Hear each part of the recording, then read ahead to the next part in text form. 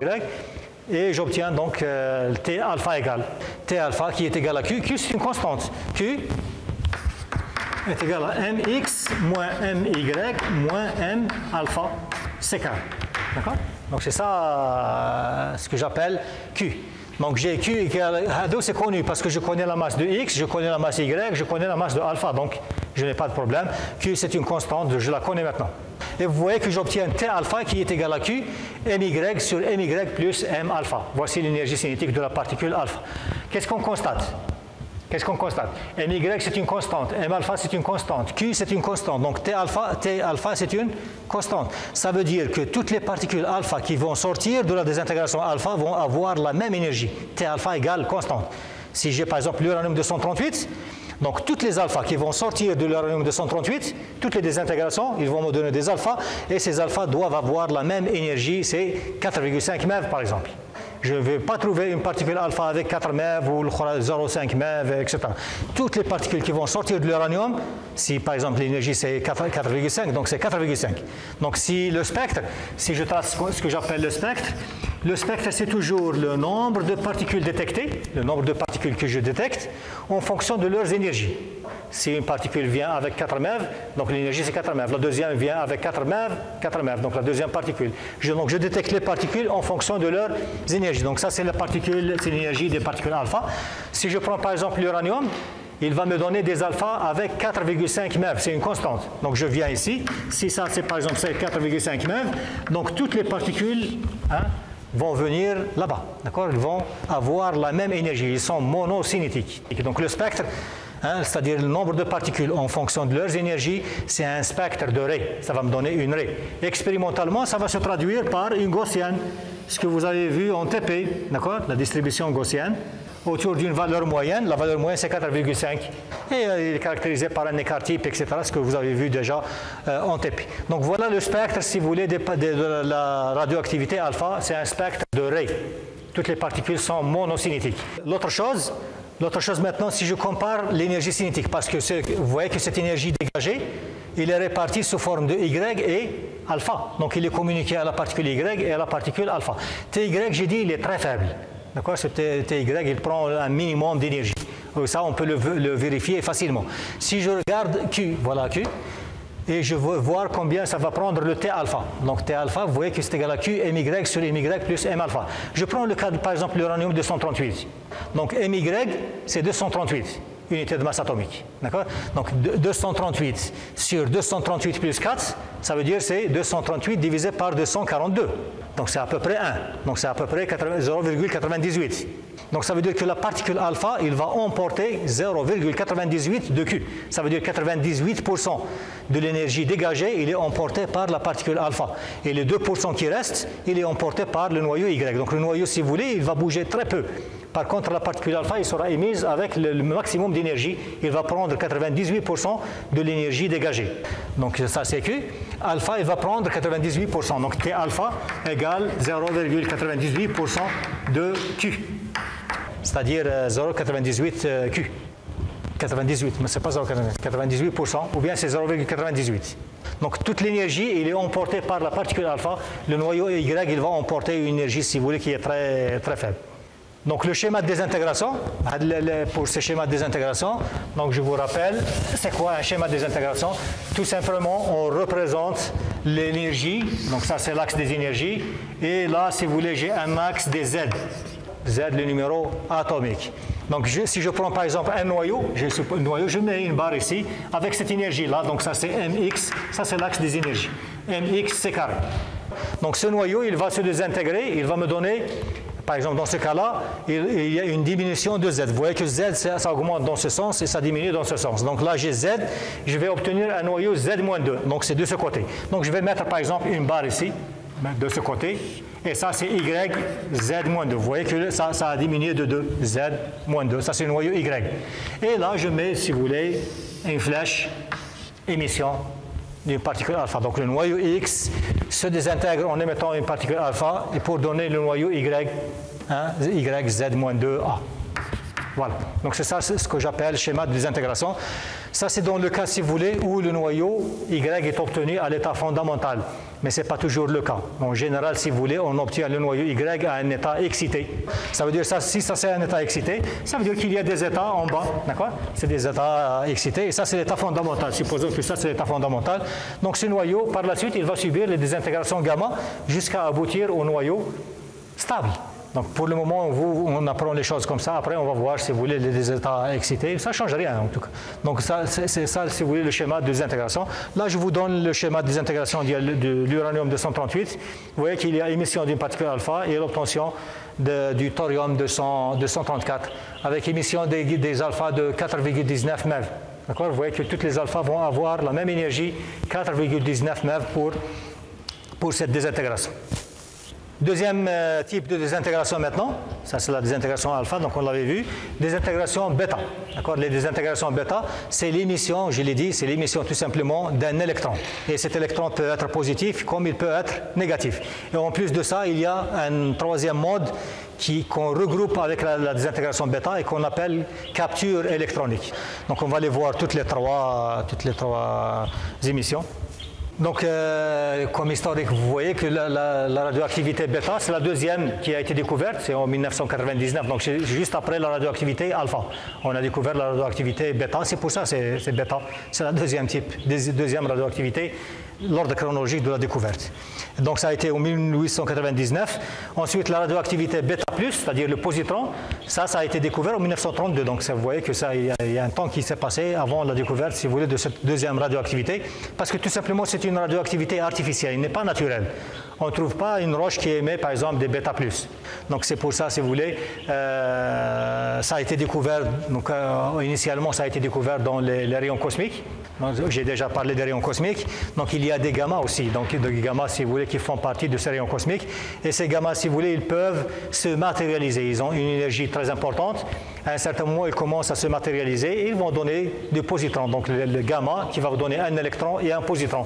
Donc c'est à partir de là que je peux détecter par exemple un positron. Donc c'est une particule qui est créée à partir des rayons cosmiques. Ensuite, on a découvert la radioactivité en fabriquant des noyaux. On a constaté qu'ils subissent la désintégration bêta+. Donc on a découvert le positron, ça a été découvert de cette manière. Mais la radioactivité pour les noyaux, c'est juste après. Donc une fois qu'on connaît le positron, donc je peux étudier s'il y a émission de bêta+ à partir des noyaux. Donc voilà pour cette, maintenant comment on l'écrit, cette désintégration. Donc cette désintégration, on l'écrit donc toujours de cette forme. Vous voyez que maintenant, je fais l'apparition d'une troisième particule que vous n'avez pas vue au niveau baccalauréat. Vous voyez que par exemple pour la désintégration bêta-, j'ai le noyau XZA, il va me donner YZ+1 plus électron plus l'antineutrino. Donc avec barre, ça veut dire c'est l'antiparticule. Donc l'antiparticule de l'antineutrino, donc antineutrino. Donc ça c'est tout simplement la désintégration bêta-. Je continue avec la deuxième, bêta+. Vous voyez que pour bêta+, donc c'est YZ-1A plus électron positif et neutrino. Donc je n'ai pas antineutrino, j'ai neutrino. Donc ça c'est la désintégration bêta+. La capture électronique, vous voyez que tout simplement le noyau X, cette fois-ci, il va faire intervenir le cortège électronique. Donc le noyau X, qui est au début, il va attirer, si vous voulez, un électron du cortège, de la couche K. Maintenant, c'est l'électron de la couche K. Il sera attiré par le noyau et il va, donc, une fois qu'il entre à l'intérieur du noyau, il va transformer un proton. Un proton, il va devenir neutron. Donc proton plus électron, ça va me donner quelque chose qui est neutre. Il va me donner le neutron et donc il y a diminution de Z et augmentation du nombre de neutrons. Donc le Z, c'est comme le bêta+. Vous voyez que j'ai Z-1. D'accord? Je n'ai pas Z, j'ai Z-1 à l'état final parce qu'il y a un proton à l'intérieur du noyau qui s'est converti à partir de la force nucléaire faible et il le transforme tout simplement en un neutron. Et le résultat, c'est l'émission de cette particule-là que j'appelle neutrino électronique. Donc voilà, si vous voulez, pour ces trois émissions. Donc là, vous constatez qu'il y a donc apparition de cette troisième particule. Donc cette particule, c'est tout simplement dû à la conservation de l'énergie. S'il n'y a pas cette particule, je ne peux pas avoir conservation de l'énergie et je ne peux pas avoir conservation de la quantité de mouvement. Donc on est obligé. Donc c'est pour ça que j'ai dit tout à l'heure qu'il y a des lois de conservation qui doivent être vérifiées. Si je traite la radioactivité bêta-, en supposant que j'ai le noyau Y plus bêta moins, je constate que je n'ai pas de conservation d'énergie, je n'ai pas de conservation de quantité de mouvement, donc j'ai toujours la loi de conservation la loi de Soddy sans vérifier, mais je n'ai pas de conservation d'énergie et je n'ai pas de conservation de la quantité de mouvement. Donc bien que les deux premières lois sont vérifiées, hein, mais c'est impossible. Impossible d'avoir un bêta moins et un noyau uniquement. La conservation de l'énergie ne se produit pas, n'est pas vérifiée, et la conservation de la quantité de mouvement n'est pas vérifiée. Je trouve par exemple le bêta qui va dans ce sens et le Y dans ce sens. Alors que la théorie, il me dit la particule va dans ce sens où le bêta doit aller dans l'autre sens, en sens opposé. Ce qui n'est pas vérifié. Expérimentalement, on vérifie que ça n'est pas vérifié. D'accord? Expérimentalement, on trouve autre chose. La conservation de l'énergie, la même chose. La même chose, on va le voir tout à l'heure. On ne va pas avoir, si vous voulez, cette conservation d'énergie. Donc vous constatez là aussi que c'est une transformation isobarique. Ça veut dire que le nombre de masses ne change pas. Donc le nombre de nucléons est le même entre l'état initial et l'état final. Le nombre de masses est le même. Ce n'est pas la masse, c'est le nombre de masses. Il doit être toujours conservé et c'est ce que j'ai appelé tout à l'heure nombre baryonique. Comment j'interprète maintenant cette émission bêta-, bêta+, comment on va l'interpréter? On peut l'interpréter tout simplement comme étant la transformation à l'intérieur du noyau d'un neutron en un proton ou bien un proton en un neutron. Donc dans le cas de la désintégration bêta-, c'est tout simplement un neutron à l'intérieur du noyau. D'un seul coup, à partir de forces nucléaires faibles, il va le transformer. Donc le neutron, il va se transformer, il va devenir proton et obligatoirement il y a émission d'un électron, d'accord, il y a émission d'un bêta- et l'émission, si vous voulez, d'une antiparticule que j'appelle l'antineutrino, d'accord, l'antineutrino électronique. Donc l'interprétation, c'est tout simplement la transformation au sein du noyau d'un neutron en un proton, avec émission de deux particules qui sont l'électron et l'antineutrino. Pour le bêta+, la même chose. Pour le bêta+, maintenant c'est le proton qui va se transformer, il va devenir neutron, et le résultat c'est émission d'un bêta+, plus un neutrino. Donc c'est ça, là, si vous voulez, comment on interprète ces deux émissions, bêta- et bêta+. En fait, on peut l'expliquer par autre chose, je l'ai déjà dit la dernière fois. À l'intérieur du proton, ça c'est à l'intérieur du noyau, à l'intérieur du proton, il y a des quarks. Donc j'ai dit il y a deux quarks D et un quark U. D'accord? Maintenant, si il y a de l'interaction nucléaire faible, donc ça interagit à l'intérieur, c'est entre quarks. Donc il y a un quark D qui va absorber une particule qui s'appelle tout simplement un boson intermédiaire. Donc il va l'absorber et le résultat, c'est qu'il va émettre un électron et un antineutrino et il se transforme en un quark U. Donc j'avais au début deux quarks D et un quark U. D'un seul coup, si vous voulez, le quark D, il va absorber la particule virtuelle qui s'appelle le boson intermédiaire et il se transforme, si vous voulez, en un neutron. Donc il se transforme, si vous voulez, en un quark U. Donc qu'est-ce qui va me rester? Donc il va me rester UD. Et UD, c'est un proton, d'accord? Donc tout simplement un quark D qui devient U en absorbant la particule virtuelle et le résultat, il va se produire en émettant, si vous voulez, deux particules qui sont l'électron et l'antineutrino. Donc c'est comme ça qu'on interprète, si vous voulez, l'émission bêta- ou bien bêta+. Donc pour vous, vous pouvez l'interpréter comme étant la transformation d'un neutron en un proton, ça c'est le bêta-, ou bien la transformation d'un proton en un neutron, dans le cas, si vous voulez, de la désintégration bêta+. En termes de quark, on va le voir ça en E6. En termes de quark, c'est comme ça, ce que je vous ai dit, mais vous allez le voir en détail. Donc, qu'est-ce qu'il y a autre à dire sur ces désintégrations bêta? Donc, il n'y a rien à dire. Maintenant, on va étudier un petit peu la cinématique, comme ce qu'on avait vu pour l'émission alpha. Donc, je peux écrire les lois de conservation. Donc, conservation de l'énergie, vous voyez que j'ai une transformation XZA, il va donner YZ plus 1 plus bêta- plus l'antineutrino.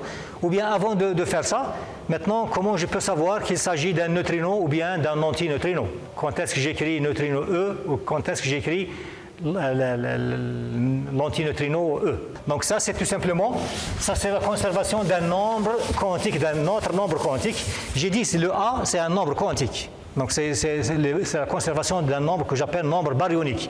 Les neutrons, par exemple, le neutron, le proton, ou l'antineutron, l'antiproton, tout ça, ce sont des particules qui sont tout simplement des baryons. Ils font partie d'une famille, un groupe de particules qui s'appelle la famille baryon. Et ils sont caractérisés, donc les particules sont caractérisées par un nombre que j'appelle nombre baryonique qui est égal à 1. Le neutron, il a un nombre baryonique égal à 1, et le proton, il a un nombre baryonique égal à 1. Donc ça, c'est une famille de particules séparées. Maintenant, si je prends l'électron, le positron, le neutrino E et l'antineutrino E. Donc ça, c'est une autre famille. Ça, ce ne sont pas des nucléons. Donc le nombre baryonique d'Yelhom, le nombre baryonique, c'est égal à 0. Ils ne font pas partie de la famille baryon. Donc le nombre baryonique égale 0. Mais cette fois-ci, ils font partie d'une famille qui s'appelle lepton. La famille lepton. D'accord? C'est des baryons. C'est la famille lepton. Donc ça, ce sont des leptons. Ils sont caractérisés par un nombre quantique. La même chose, le nombre baryonique, ils sont caractérisés par un nombre leptonique, qui s'appelle nombre leptonique. Pour les particules, pour les particules, le nombre leptonique égale 1. Pour les antiparticules, vous voyez que ça, c'est l'antiparticule de ça. Ça, c'est la particule. Ça, c'est son antiparticule. Charge opposée. D'accord? Donc ça, c'est l'antiparticule de ça. D'accord? Donc ça, les hadous, ils sont caractérisés par LP égale moins 1. Et ce nombre doit être conservé. Donc pour les baryons, le nombre leptonique égale 0. Le nombre baryonique n'est pas égal à 0. Pour les leptons, le nombre baryonique égale 0, mais le nombre leptonique n'est pas égal à 0. D'accord? Et ce nombre doit être conservé entre l'état initial et l'état final. Je prends par exemple je prends l'une des cas, par exemple, XZA qui va me donner YZ-1 A plus bêta plus neutrino E. Vous voyez que maintenant, le nombre baryonique, c'est le nombre de nucléons. D'accord? C'est le nombre de nucléons. Donc j'ai A. Celui-là n'est pas un baryon et celui-là n'est pas un baryon. Donc c'est 0, 0. D'accord? Donc le nombre baryonique est conservé. C'est conservation du nombre de masse. Maintenant, conservation du nombre leptonique. Ça concerne uniquement les électrons et le neutrino. Vous voyez que j'ai XZA, donc je n'ai pas d'électrons. Donc je n'ai pas de leptons. Donc le nombre leptonique total égale 0. Donc je n'ai pas de leptons. De l'autre côté, c'est un baryon. Donc le nombre leptonique égale 0. C'est comme le X. Maintenant le bêta plus, c'est un électron. Donc il est caractérisé par un nombre leptonique. Mais cette particule bêta plus, c'est l'électron positif. Donc c'est une antiparticule. Donc il est caractérisé par un nombre leptonique égal moins 1. D'accord? Moins 1. Donc automatiquement, on a dit 0, on a dit moins 1. Cette particule doit avoir 1. D'accord? Moins 1 plus 1, ça me donne 0. Donc l'état initial, c'est 0, l'état final, c'est 0.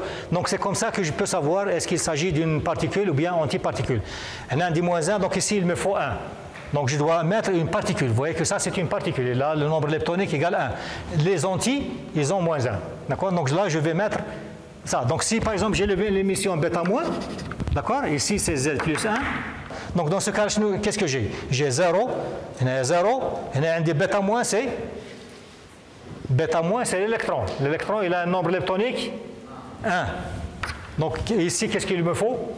Moins 1. Moins 1, c'est l'antiparticule, donc c'est l'antineutrino. Donc je dois mettre l'antineutrino et non pas le neutrino. D'accord? Donc c'est comme ça que je peux savoir maintenant, c'est à partir de l'autre conservation du nombre leptonique que je peux savoir s'il s'agit d'un neutrino ou bien antineutrino. Maintenant je passe à la conservation de l'énergie, la cinématique un petit peu.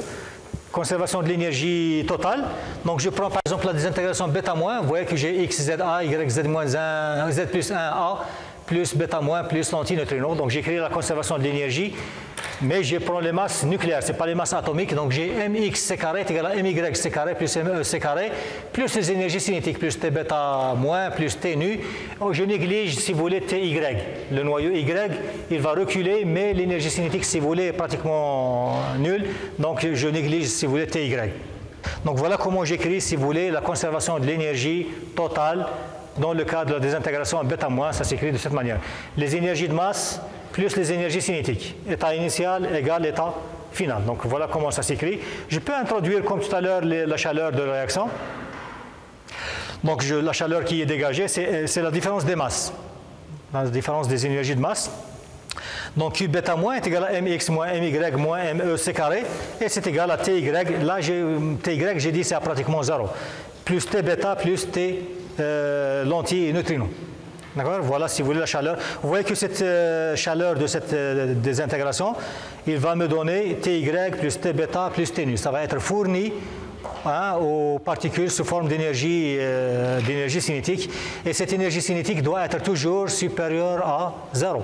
Donc, automatiquement, je dois avoir mx moins my moins me supérieur à 0. Avec ça, c'est des masses nucléaires. D'accord? C'est des masses nucléaires. Maintenant, si je veux passer aux masses atomiques, je fais une désintégration. On va l'écrire. C'est comme ce que j'ai fait tout à l'heure. Donc, j'ai x ZA qui va me donner YZ plus 1A plus bêta moins plus l'anti-neutrino. Donc si j'écris la conservation, j'ai dit j'ai mx c carré qui est égal à my c carré plus me c carré. Le bêta moins, il a une masse. Et son énergie de masse, c'est me c carré plus t bêta moins plus t neutrino. Je néglige l'énergie de liaison, l'énergie cinétique de recul du noyau Y. Maintenant, si je veux passer aux masses atomiques, ça, c'est les masses nucléaires. Si je veux passer maintenant aux masses atomiques, je dois ajouter. Ici, j'ai Z et ici, j'ai Z plus 1. D'accord? Donc, ici, je dois ajouter Z plus ZME C carré. Et de l'autre côté, la même chose, ZME C carré. J'ajoute la même chose des deux côtés. Donc, ZME C carré plus la masse du noyau, ça va me donner la masse atomique, MX C carré. Et ici, vous voyez qu'ici, j'ai Z plus 1 et ici, j'ai uniquement Z. D'accord? Mais j'ai un ME ici. D'accord? Donc, si ZME C carré plus ME C carré, ça va me donner Z plus 1 ME C carré. Donc, si j'ajoute ça à ça, ça va me donner MY C carré plus T bêta moins plus T anti-neutrino.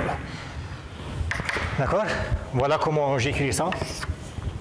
Donc, j'ai la masse de X égale MY C carré plus T bêta moins plus T neutrino. Donc, la chaleur de la réaction Q bêta moins est égale tout simplement à MX moins MY C carré qui est égal à T bêta moins plus T anti-neutrino. Vous voyez que ce T bêta moins plus T neutrino E doivent être positifs. D'accord? C'est des quantités qui ne peuvent pas être négatives, ils sont positifs. Donc pour avoir si vous voulez, la désintégration bêta moins, il faut que cette quantité soit positive, parce que ça c'est une quantité positive. Donc automatiquement, ça doit être une quantité positive. Donc il faut, ça c'est des masses atomiques maintenant, hein? Ça c'est masse atomique. Donc automatiquement, je dois avoir mx c carré supérieur à my c carré, c'est-à-dire que mx doit être supérieur à my. Donc, si je n'ai pas mx supérieur à my, la désintégration bêta- est impossible. D'accord? À partir de la conservation de l'énergie, je suis obligé d'avoir la masse atomique du noyau X qui soit supérieure à my.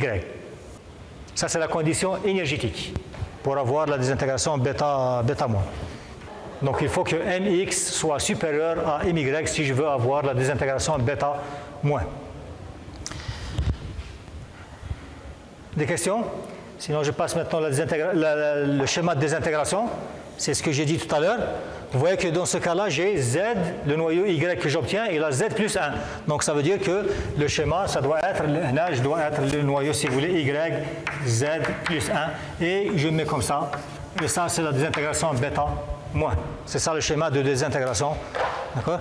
Donc le noyau, si vous voulez, s'obtient de l'autre côté, parce que le Z a augmenté, il n'a pas diminué. Ici, de ce côté, c'est diminution, de l'autre côté, c'est une augmentation. Donc le schéma de désintégration, vous voyez le schéma que je vous ai donné, par exemple, dans le cas du carbone 14, il va donner bêta-, il nous donne, si vous voulez, l'azote 14.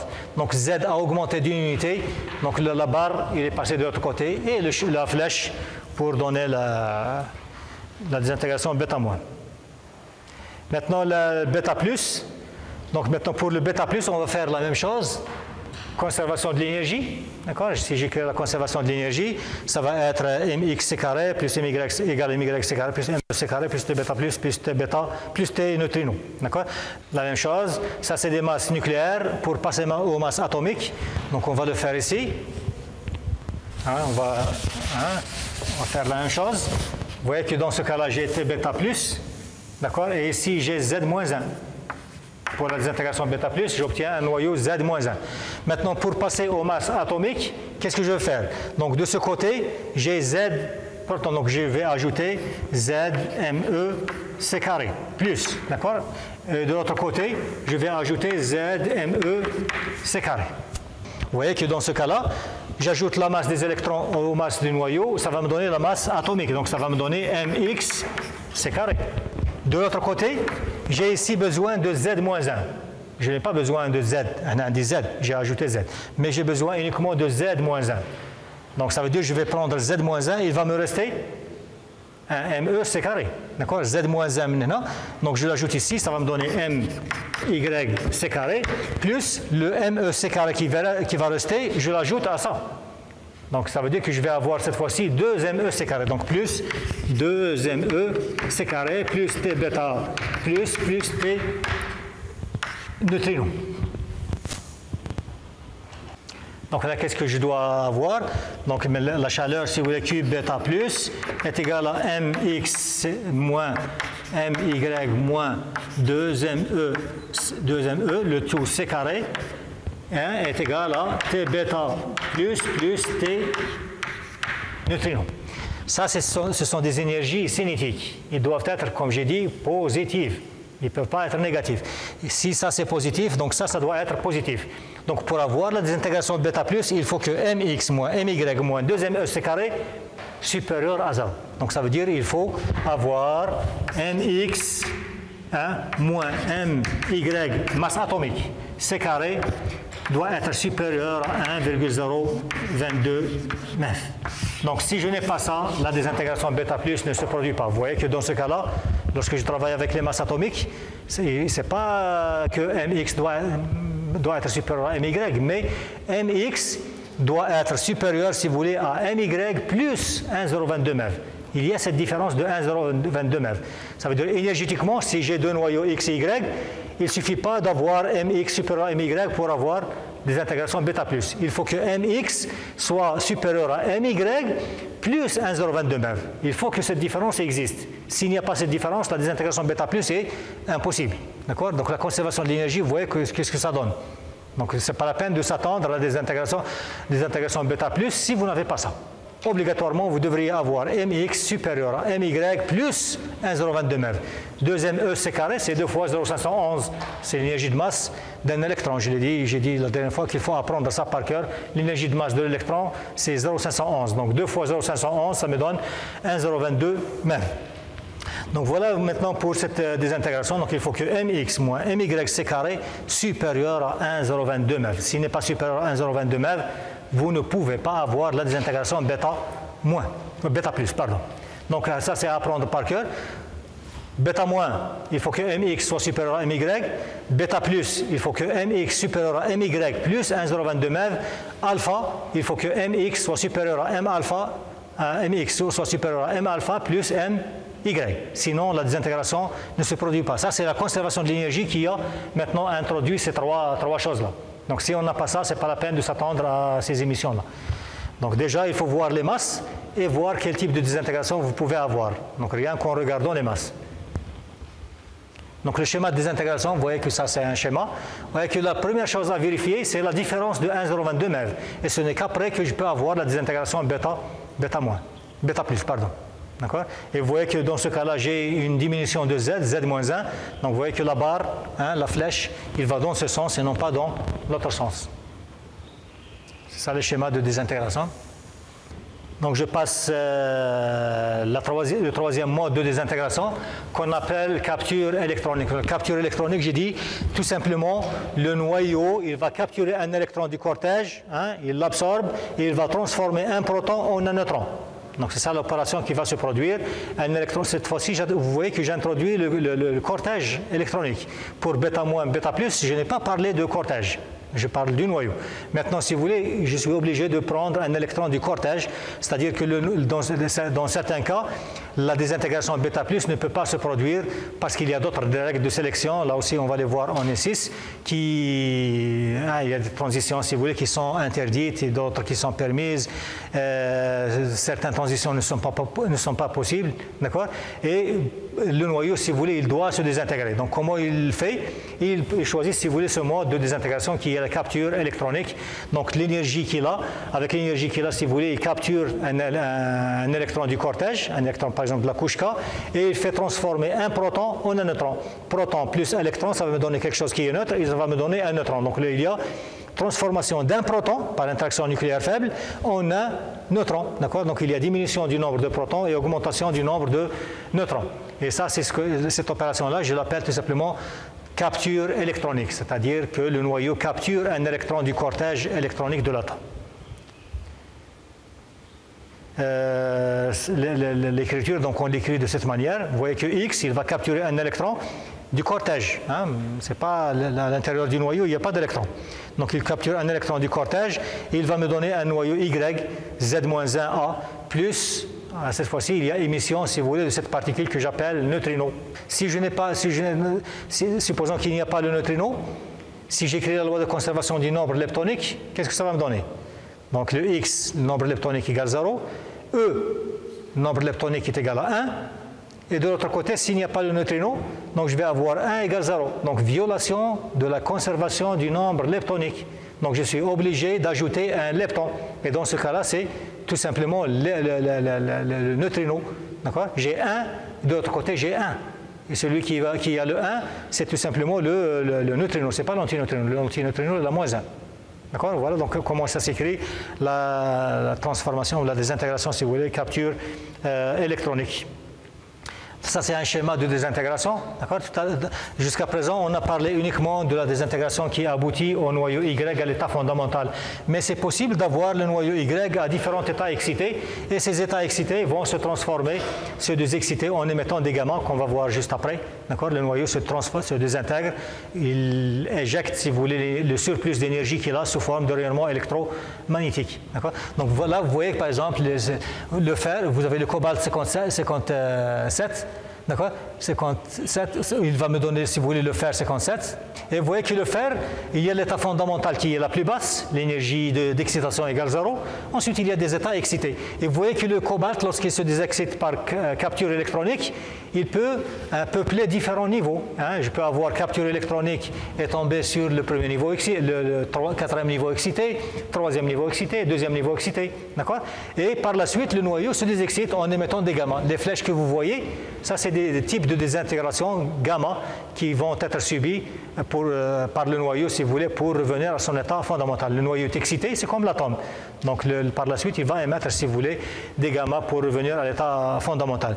Donc là, dans ce cas-là, si vous voulez, de la capture électronique, vous voyez que j'obtiens, c'est-à-dire ce que j'observe à l'état final, c'est un neutrino. Le neutrino, on ne va pas le détecter. Vous ne pouvez pas détecter un neutrino. Le neutrino, vous pouvez avoir, si vous voulez, un détecteur qui est plus grand que les 3 amphis, et vous détectez un neutrino par jour, même pas. Vous voyez que l'interaction des neutrinos est très faible. Ça veut dire que le neutrino, comme je l'ai dit la dernière fois, il peut entrer, la Terre c'est ça, il peut entrer de ce côté et sortir de l'autre côté sans interagir. Donc ce n'est pas facile de détecter le neutrino. Donc maintenant, comment je peux mettre en évidence la capture électronique? Comment je peux savoir que mon noyau a subi la capture électronique? Le neutrino, je ne peux pas le détecter. Donc il n'y a pas de particule qui va être éjectée à l'état final. Donc qu'est-ce que je dois faire? Donc là, je dois exploiter le réarrangement du cortège électronique. Je vous ai dit, le noyau a capturé un électron de la couche K. D'accord? Donc ça veut dire que j'ai laissé un trou dans la couche K. Et si vous voulez,